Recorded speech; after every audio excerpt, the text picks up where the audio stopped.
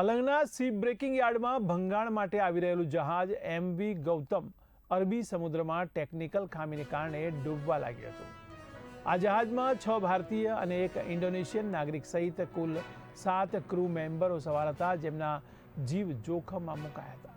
ત્યારે મુંબઈ સ્થિત maritime rescue and coordinator centre MRCCએ તાત્કાલિક સહાય માટે પાકિસ્તાની સત્તાવાળાઓનો સંપર્ક કર્યો હતો।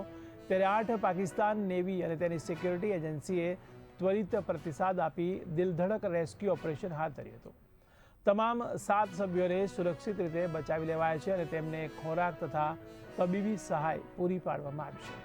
આ જહાજ ઓમાનથી તેની અંતિમ સફર શરૂ કરીને અલંગ આવી રહ્યું હતું, ત્યારે હાલ તેને ફરી કાર્યરત કરવાના પ્રયાસો ચાલી રહ્યા છે। ભારત અને પાકિસ્તાન વચ્ચેના રાજદ્વારી તણાવ છતાં દરિયાઈ કટોકટીના સમયે બંને દેશોએ આંતરરાષ્ટ્રીય મેરીટાઈમ પ્રોટોકોલનું પાલન કરીને માનવતાનું ઉત્તમ ઉદાહરણ પૂરું પાડ્યું છે।